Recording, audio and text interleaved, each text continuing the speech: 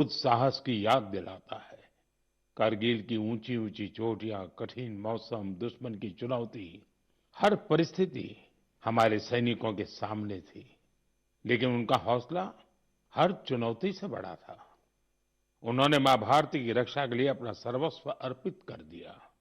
आज कारगिल विजय दिवस पर मैं सभी वीर शहीदों और वीर सैनिकों को श्रद्धापूर्वक नमन करता हूं।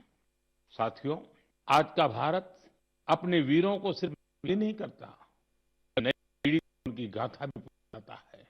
इसी भावना से इस वर्ष एक विशेष शौर्य विजय यात्रा निकाली गई है। 14 जुलाई को दिल्ली के नेशनल वॉर मेमोरियल से शुरू हुई ये मोटरसाइकिल यात्रा द्रास के करगिल वॉर मेमोरियल तक पहुंचेगी। इसका संदेश है, one ride, one nation, one salute.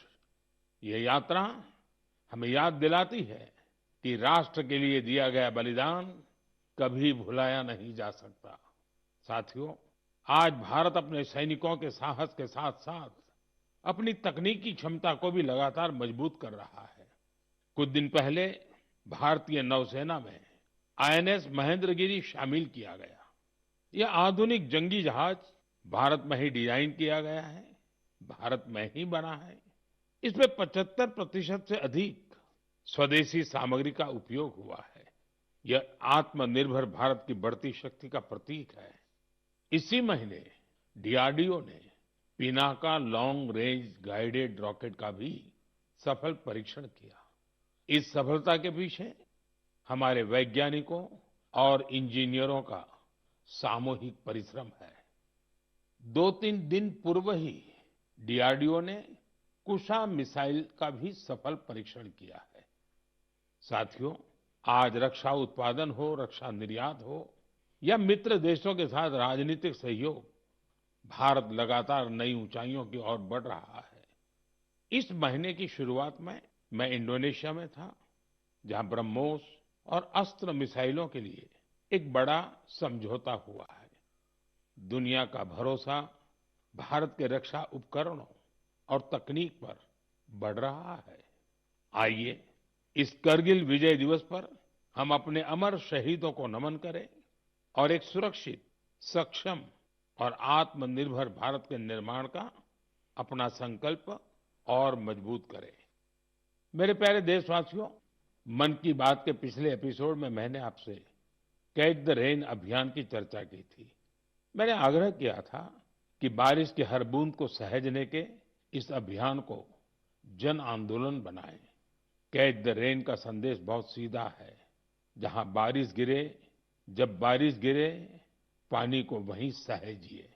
इसलिए 4 जुलाई से देश भर में एक विशेष अभियान भी चलाया जा रहा है। इसके तहत बारिश के पानी के संचयन, ग्राउंड वाटर रिचार्ज, पुराने जल स्रोतों के पुनर्जीवन और वृक्षारोपण को नई गति दी जा रही है। मुझे बहुत खुशी है कि गांव हो या शहर, पंचायतें हो या सामाजिक संस्थाएं, हर जगह लोगों ने बढ़ चढ़कर भागीदारी की है। कहीं पुराने तालाबों से गाद निकाली जा रही है, कहीं कुआं और बावड़ियों को फिर से जीवन दिया जा रहा है। बंद पड़े बोरवेल अब ग्राउंड वाटर रिचार्ज का माध्यम बन रहे हैं। साथियों, मध्य प्रदेश के सीधी जिले में करीब 1,500 तालाब बनाए गए हैं। नरसिंहपुर में अमृत सरोवरों को संवारा गया है। महाराष्ट्र के नासिक में बड़ी मात्रा में पानी सहेजने की क्षमता विकसित हुई है।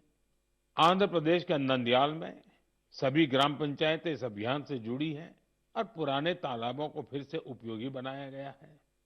हमारे शहर भी पीछे नहीं है। छत्तीसगढ़ के कोरबा, उड़ीसा के भुवनेश्वर और आंध्र प्रदेश के विजयनगरम इस अभियान के उत्साहजनक परिणाम दिखाई दे रहे हैं। आइए, हम भी अपने आसपास किसी एक तालाब, कुएं या बावड़ी की जिम्मेदारी लें। पानी की हर बूंद बचाएं। आज बचाई गई हर बूंद आने वाली पीढ़ियों के भविष्य की सबसे बड़ी पूंजी है। मेरे प्यारे देशवासियों, कुछ ही दिन पहले ग्लासगो में कॉमनवेल्थ गेम्स शुरू हुए हैं। हर देशवासी भारतीय दल को निरंतर अपनी शुभकामनाएं दे रहा है। उनकी कामना है कि सभी खिलाड़ी और एथलीट बेहतरीन प्रदर्शन करें और लोगों का दिल भी जीते। साथियों, हमारे युवाओं ने हाल के दिनों में स्पोर्ट्स में कई शानदार उपलब्धियां हासिल की हैं। पीवी सिंधु बैडमिंटन में जापान ओपन का खिताब जीतने वाली पहली भारतीय बन गई हैं। उनकी इस उपलब्धि पर पूरे देश को गर्व है। भारतीय महिला क्रिकेट टीम ने भी लंदन में लॉर्ड्स स्टेडियम में अपना पहला टेस्ट मैच जीता है। यह एक ऐतिहासिक जीत है। हमारी टीम ने 270 रनों के बड़े अंतर से यह मुकाबला जीता। लेकिन बात सिर्फ इतनी सी नहीं है। लॉर्ड्स के लंबे इतिहास में यह महिलाओं की टीम का पहला टेस्ट मैच था। 1983 में इसी मैदान पर भारत ने अपना पहला क्रिकेट विश्व कप जीता था। अब हमारी नारी शक्ति ने यहाँ देश का नाम रोशन किया है। साथियों, कुछ छोटे प्रयास ऐसे भी होते हैं जो बहुत मायने रखते हैं। मुझे केरलम में एर्नाकुलम के साउथ चित्तूर में स्पोर्ट्स के ऐसे ही एक प्रयास के बारे में पता चला है। वहाँ के एक स्कूल में संस्कृत क्लब है। यहाँ के टीचर अभिलाष जी बड़े अनूठे तरीके से संस्कृत को लोकप्रिय बना रहे हैं। इस प्रोजेक्ट को अक्षर कंदुक नाम दिया गया है। इसमें संस्कृत के अक्षरों को फुटबॉल में इस्तेमाल होने वाले शब्दों से जोड़कर आसान तरीके से समझाया जाता है। इससे सीखने में आनंद मिलता है, साथ ही खेलों से लोगों का जुड़ाव भी बढ़ता है। मेरे प्यारे देशवासियों, पिछले रविवार विक्रम-1 इसके सफल लॉन्च से हर देशवासी गौरव से भरा हुआ है। हम सभी भारतीय स्पेस सेक्टर के इस ऐतिहासिक क्षण के साक्षी बने। ये प्राइवेट सेक्टर द्वारा विकसित भारत का पहला रॉकेट है। हमारे युवा इनोवेटर्स ने वो कर दिखाया जिसकी कल्पना तक मुश्किल थी। उन्होंने गजब की स्किल, पैशन और पेशेंस दिखाया। लंबे समय तक हमारा स्पेस सेक्टर निजी क्षेत्र के लिए बंद रहा था। इस सेक्टर में रुचि रखने वाले काफी युवाओं को अपनी प्रतिभा दिखाने का अवसर नहीं मिल पा रहा था। युवा हित को देखते हुए हमने स्पेस सेक्टर को प्राइवेट सेक्टर के लिए खोला। आज इसका परिणाम दुनिया देख रही है। साथियों, हमारे युवा साथी साइंस में भी भारत का मस्तक ऊंचा कर रहे हैं। साइंस ओलंपियाड्स दुनिया के सबसे महत्वपूर्ण कंपटीशन में से एक है। इनमें बड़ी संख्या में स्टूडेंट्स हिस्सा लेते हैं। इस महीने फिजिक्स, केमिस्ट्री, बायोलॉजी और मैथमेटिक्स के ओलंपियाड हुए। इन कॉम्पिटिशन्स में भारतीय दल का प्रदर्शन शानदार रहा। फिजिक्स ओलंपियाड में हमारे सभी 5 स्टूडेंट्स ने गोल्ड मेडल जीते और भारत ने पहली रैंक हासिल की। पिछले एक दशक में हुए हर फिजिक्स ओलंपियाड में हमारे देश के स्टूडेंट्स ने गोल्ड या सिल्वर मेडल जरूर जीता है। केमिस्ट्री ओलंपियाड में भी हमारे सभी स्टूडेंट्स ने गोल्ड मेडल जीता। यह अब तक की बेस्ट परफॉर्मेंस रही है। बायोलॉजी ओलंपियाड में भी हमारे सभी स्टूडेंट्स ने मेडल जीते। इनमें एक गोल्ड मेडल भी शामिल है। वहीं मैथमेटिक्स ओलंपियाड में हमारे स्टूडेंट्स ने 2 गोल्ड और 4 सिल्वर मेडल्स अपने नाम किए। मुझे देश की युवा शक्ति पर बहुत गर्व है। यह देखकर खुशी होती है कि भारत में ओलंपियाड्स और हैकेथॉन्स का कल्चर निरंतर बढ़ रहा है। मुझे विश्वास है कि देश के अधिक से अधिक युवा ऐसे फोरम्स में अपना इंटरेस्ट दिखाएंगे और भारत का परचम भी लहराएंगे। मेरे प्यारे देशवासियों, जब हुनर भी हो और कुछ करने का जज्बा भी हो तो हर राह आसान हो जाती है। कश्मीर की पारंपरिक चटाई वगु को लेकर आज जो प्रयास हो रहे हैं उसमें इसी की झलक मिलती है। इसे सरकंडे और धान के पुआल से स्ट्रॉ से तैयार किया जाता है। इस चटाई को बनाने की परंपरा बरसों पुरानी है। इसके लिए सबसे पहले कश्मीर के दलदली इलाकों की घास और सरकंडे की कटाई की जाती है। धूप में सुखाने के बाद छटाई होती है और फिर शुरू होता है हाथों से बुनाई का काम। 2 कारीगरों को एक चटाई बनाने में करीब करीब 4 दिन लगते हैं। यह चटाई अनूठी भी है और इको फ्रेंडली भी है। एक बड़ी खासियत ये है कि आपको गर्मियों में इससे ठंडक मिलेगी और सर्दियों में गर्माहट। पहले ये कश्मीर के हर घर में दिखती थी, लेकिन पिछले कुछ वर्षों में इसका उपयोग कम होने लगा था। ऐसे में श्रीनगर के गुलाम हुसैन जी और उनकी बेटी तंजिला जी ने एक संकल्प लिया। दोनों वगु क्राफ्ट की परंपरा को एक नया जीवन देने में जुट गए। गुलाम हुसैन जी बहुत ही साधारण परिवार से आते हैं। उन्होंने इस काम में कई तरह की चुनौतियां भी आई, लेकिन वगु के संरक्षण का उनका संकल्प अडिग था। देखते ही देखते उनके इस प्रयास से बहुत सारे लोग जुड़ते चले गए। गुलाम हुसैन जी ने इस कौशल को खूब बढ़ाया। अपने मिशन में उन्हें स्थानीय स्तर पर सरकारी सहयोग भी मिला। आज तेजी से लोकप्रिय हो रहा वगु देश के अन्य हिस्सों में भी पहुंच रहा है। मुझे इस प्रयास से जुड़े सभी लोगों पर बहुत गर्व है। आज हम सभी का लोकल प्रोडक्ट्स पर जोर है। हम वोकल फॉर लोकल के मंत्र को लेकर चल रहे हैं। ऐसे में कश्मीर का वगु भी आपके घर का हिस्सा बने, इस पर एक बार जरूर सोचिएगा।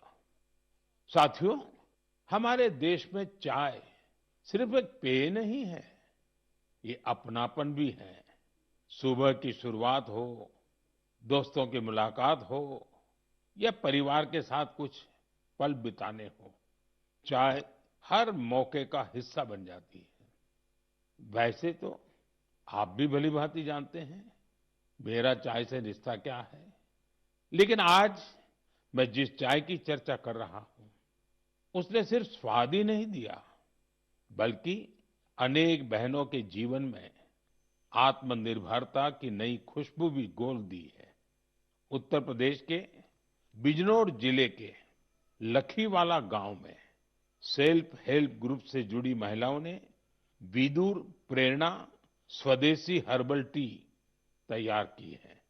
इसमें लेमन ग्रास, गिलोय, मुलेठी, तुलसी, कच्ची हल्दी, दालचीनी, इलायची और सौंफ जैसी प्राकृतिक सामग्रियां शामिल है। अपने अनोखे स्वाद और गुणों की वजह से इस चाय ने बहुत कम समय में लोगों के बीच खास पहचान बना ली। प्रयागराज के महाकुंभ और दिल्ली के इंटरनेशनल फूड फेस्टिवल में इस हर्बल चाय को खूब सराहना मिली। विदेशों से आए लोगों ने भी इसमें दिलचस्पी दिखाई। साथियों, सबसे प्रेरक बात इसकी शुरुआत है।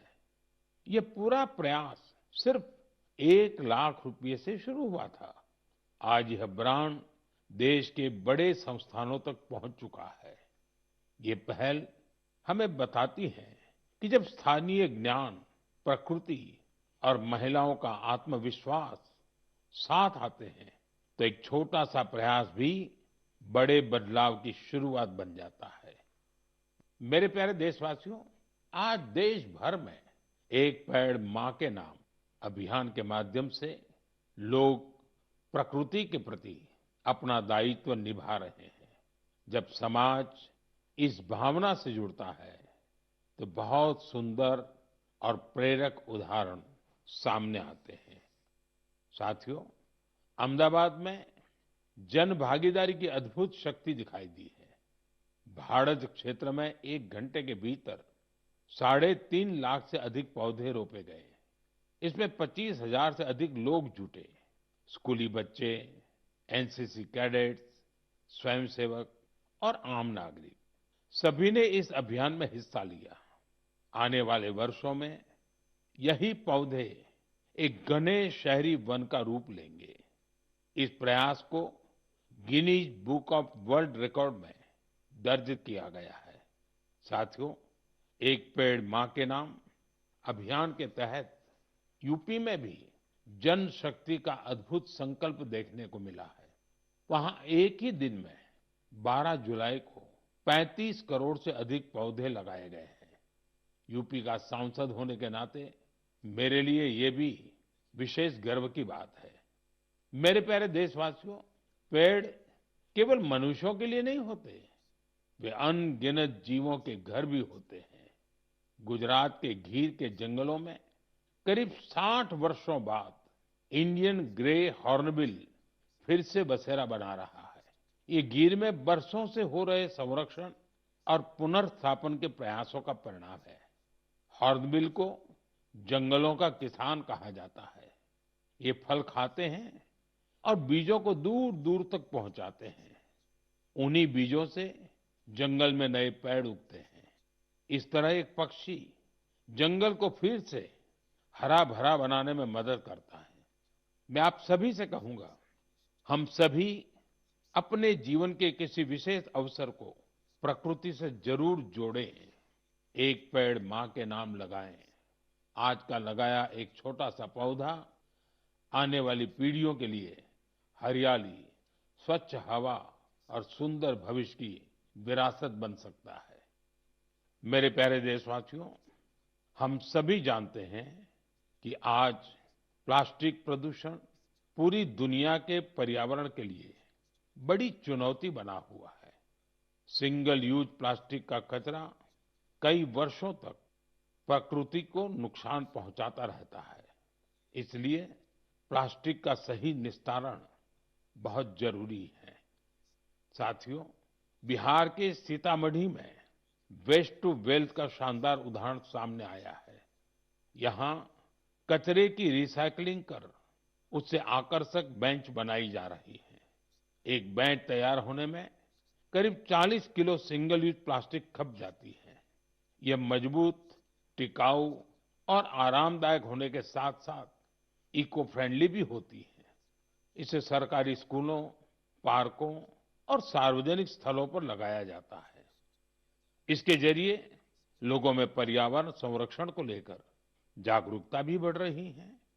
इस प्रयास में स्थानीय इकाई के साथ ही जिला प्रशासन की महत्वपूर्ण भूमिका है। इससे स्थानीय स्तर पर रोजगार के अवसर भी पैदा हो रहे हैं। सीतामढ़ी का यह प्रयास हमें बताता है कि रिड्यूस, रीयूज और रिसाइकल आज केवल एक नारा नहीं, बल्कि हमारे जीवन का हिस्सा बनता जा रहा है। साथियों, आपको याद होगा, पिछली बार मन की बात में मैंने गणेश उत्सव की बात की थी। मैंने आग्रह किया था कि हमें अपने देश की मिट्टी से ही बने गणेश जी की पूजा करनी चाहिए। जो पीओपी से बने गणेश जी होते हैं या विदेश से आई गणेश जी की प्रतिमा होती है, उसके बजाय हमें देश की मिट्टी से बने गणेश जी को घर में स्थापित करना चाहिए। इस विषय पर अनेक लोगों ने मुझे संदेश भेजा है और अपने विचार रखे हैं। लोगों ने बताया कि उन्होंने मेरे आग्रह को अपनाया है। उन्होंने स्थानीय मिट्टी से तैयार होने वाले गणेश जी को स्थापित करने का संकल्प लिया है। लोगों ने लिखा है कि मन की बात में पहले इस पर चर्चा हुई, इससे उन्हें सही वक्त पर सही कदम उठाने में मदद मिली। मैं एक बार फिर अपना आग्रह दोहराता हूं। इस बार गणपति पूजा में देश की मिट्टी से बने गणेश जी को अपने घर पर स्थापित करें, उनकी पूजा करें। आपका ये प्रयास भी एक तरह से प्रकृति की ही पूजा होगा। मेरे प्यारे देशवासियों, अब मैं आपको एक ऐसे व्यक्ति के बारे में बताऊंगा जिनके बारे में सुनकर आपको बहुत गर्व होगा। एक ऐसे व्यक्ति जो साइंस और इनोवेशन के क्षेत्र में बढ़ चढ़कर काम कर रहे हैं, दुनिया में जिनकी पहचान बन रही है, लेकिन इसके बाद भी वो अपनी जड़ों से गहराई से जुड़े हुए हैं। अवसर मिलते ही वो अपनी मिट्टी का सम्मान करना नहीं भूलते। वो व्यक्ति हैं मणिपुर के डॉक्टर रोनाल्डो रेशराम जी। नाम उनका रोनाल्डो है, लेकिन काम से वो एक एस्ट्रोफिजिसिस्ट है। वे जापान में काम करते हैं और यंग गैलेक्सीज के एक विशाल समूह की खोज करने वाली टीम का हिस्सा रहे हैं। आप जानना चाहेंगे कि उन्होंने आखिर किया क्या है? दरअसल उन्होंने इस पूरे समूह का नाम मणिपुर की एक खूबसूरत झील से जोड़कर लोकटक प्रोटो क्लस्टर रखा है। लोकटक ताजे पानी की बहुत बड़ी झील है। लोकटक लेक में तैरती हुई फुमड़ी मिलकर एक अनोखा लैंडस्केप बनाती हैं। ऐसा लगता है कि विशाल समंदर में छोटे-छोटे द्वीप तैर रहे हो। उसी प्रकार यूनिवर्स में ये यंग गैलेक्सीज भी एक विशाल संरचना का निर्माण करती है। आज मणिपुर की लोकटक केवल देश के मैप पर ही नहीं, बल्कि विशाल ब्रह्मांड में भी अपनी चमक बिखेर रही है। यह उपलब्धि हर भारतीय का गौरव बढ़ाने वाली है। इससे हमारे युवा साथियों को सीख मिलती है कि वे अपनी परंपरा से जुड़े रहकर भी नई ऊंचाइयों को छू सकते हैं। ये ऐसी जड़ें हैं जो सितारों की दुनिया को भी जगमगा सकती हैं। मेरे प्यारे देशवासियों, कुछ ही दिनों बाद 7 अगस्त को हमारा देश नेशनल हैंडलूम डे मनाएगा। इस अवसर पर हम अपने बुनकर भाई बहनों के कौशल और उनकी सृजनशीलता का उत्सव मनाते हैं।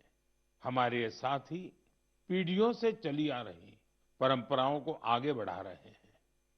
साथियों, हथकरघे से बना हर परिधान किसी न किसी क्षेत्र, समुदाय और इससे जुड़े असंख्य लोगों की कहानी को सामने लाता है। ये वो लोग हैं जो गर्व के साथ भारत की सांस्कृतिक विरासत को संजोने में जुटे हैं। आज के दिन मेरा आग्रह है कि हम हस्तकला को प्रोत्साहित कर अपने बुनकर साथियों का सम्मान करें। आइए हम वोकल फॉर लोकल की भावना को और सशक्त करें। साथियों, आज देश में जिस तरह हैंडलूम को बढ़ावा दिया जा रहा है, उससे बड़ी संख्या में लोगों का जीवन बेहतर हो रहा है। पोचमपल्ली से पटना और कुथमपल्ली से कच्छ तक इसके कई उदाहरण देखने को मिलते हैं। आज ऐसे कई लोग और समूह हैं जो हैंडलूम की हमारी गौरवशाली परंपरा को नई ऊर्जा और पहचान दे रहे हैं। कोई पोचमपल्ली इकत की सुंदर परंपरा को आगे बढ़ा रहा है, तो कोई महिला बुनकरों को जोड़कर वूल प्रोडक्ट्स बना रहा है। कुछ लोग केरलम की पारंपरिक कसाऊ कला को संरक्षित कर रहे हैं। इससे हमारी माताओं बहनों को रोजगार भी मिल रहा है। साथियों, एक और विषय जिसका मैं विशेष रूप से उल्लेख करना चाहूंगा, वह है खादी। हम सभी जानते हैं कि खादी महात्मा गांधी को बहुत प्रिय थी। बीते कुछ वर्षों में खादी काफी लोकप्रिय हुई है। पिछले 12 वर्षों में इसकी बिक्री 6 गुना बढ़ी है। बिक्री का यह आंकड़ा अब 8,000 करोड़ रुपए के करीब पहुंच चुका है। मेरा आप सभी से आग्रह है कि आने वाले त्योहार में खादी का कोई न कोई, हैंडलूम का कोई न कोई, हैंडीक्राफ्ट का कोई न कोई प्रोडक्ट जरूर खरीदें। मेरे प्यारे देशवासियों, अगर आपसे पूछा जाए कि भारत के कितने तरह के म्यूजिकल इंस्ट्रूमेंट्स हैं, तो आप सोच में पड़ जाएंगे। ऐसा इसलिए क्योंकि हमारे यहाँ बहुत से वाद्य यंत्र और उनसे जुड़ी परंपराएं हैं। इसी तरह का एक इंस्ट्रूमेंट है त्रिपुरा का चोंग-प्रेंग। यह वहाँ की ट्राइबल कम्युनिटीज में काफी लोकप्रिय है। बांस से बने इस वाद्य यंत्र में 3 तार होते हैं। इससे निकली धुन बहुत मधुर होती है, जो सरोद से मिलती जुलती है। कुछ वजहों से युवाओं के बीच इसकी लोकप्रियता कम होने लगी थी। ऐसे में सूरज कुमार देवबर्मा जी ने इसे फिर से लोकप्रिय बनाने का संकल्प लिया। आज उनका प्रयास रंग ला रहा है। वे चोंग-प्रेंग के साथ ही वहाँ के अन्य पारंपरिक वाद्य यंत्रों पर भी परफॉर्म करते रहे। Kokborok folk songs, Baul songs, Bengali folk उन्हें खूब भाता है। अब मैं आपको एक छोटी सी क्लिप सुनाना चाहता हूँ। इस संगीत को आप कभी भूल नहीं पाएंगे।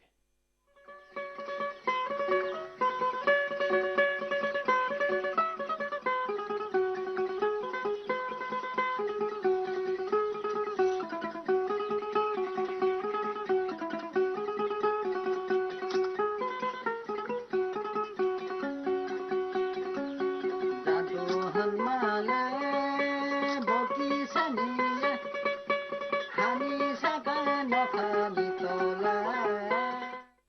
साथियों, मुझे विश्वास है इसे सुनकर आपके मन को बहुत अच्छा लगा होगा। मुझे देव वर्मा जी पर बहुत गर्व है। पारंपरिक संगीत को लोकप्रिय बनाने का उनका प्रयास बहुत ही सराहनीय है। मेरा आग्रह है कि आप भी अपने आसपास के पारंपरिक वाद्य यंत्र की जानकारी सोशल मीडिया पर जरूर शेयर करें। आपकी यह कोशिश दूसरों को भी पारंपरिक भारतीय संगीत से जरूर जोड़ेगी। मेरे प्यारे देशवासियों, कल 27 जुलाई को भारत रत्न डॉक्टर एपीजे अब्दुल कलाम जी की पुण्यतिथि है। डॉक्टर कलाम के व्यक्तित्व में कई प्रेरक रूप थे, लेकिन उनके हृदय के सबसे करीब एक शिक्षक की भूमिका थी। वे बच्चों और युवाओं को बड़े सपने देखने के लिए प्रेरित करते थे। संयोग से इसी हफ्ते हम गुरु पूर्णिमा का पावन पर्व मनाएंगे। हमारे माता पिता हमारे पहले गुरु होते हैं। स्कूल के शिक्षक हमें अक्षर ज्ञान देते हैं। गुरु पूर्णिमा ऐसे सभी गुरुओं के प्रति कृतज्ञता जताने का अवसर है। मैं देश के सभी शिक्षकों और गुरुजनों को श्रद्धापूर्वक प्रणाम करता हूँ। साथियों, कुछ ही सप्ताह बाद हम अपनी स्वतंत्रता का महापर्व भी मनाएंगे। 15 अगस्त हर भारतीय के लिए गर्व का दिन है। ये उन असंख्य वीरों को याद करने का दिन है जिन्होंने भारत माता की स्वतंत्रता के लिए अपना सब कुछ समर्पित कर दिया। उनके त्याग और तपस्या की वजह से आज हमारे हाथ में तिरंगा है। इस तिरंगे में हमारे संविधान के आदर्श हैं। साथियों, पिछले कुछ वर्षों में हर घर तिरंगा अभियान ने पूरे देश को एक अद्भुत भावना से जोड़ा है। हर घर, हर गली में तिरंगे का उत्सव दिखाई देता है। इस वर्ष भी हमें हर घर तिरंगा अभियान को पूरे उत्साह के साथ आगे बढ़ाना है। अपने घर पर पूरे सम्मान के साथ तिरंगा फहराना है। साथियों, हर वर्ष 15 अगस्त से पहले आप मुझे बहुत से विचार और सुझाव भेजते हैं। इस वर्ष भी आप अपने विचार माइगोव पर जरूर साझा कीजिए। मुझे आपके सुझावों का इंतजार है। साथियों, मन की बात में आज इतना ही। अगले महीने हम फिर मिलेंगे। देशवासियों की अनेक नई उपलब्धियां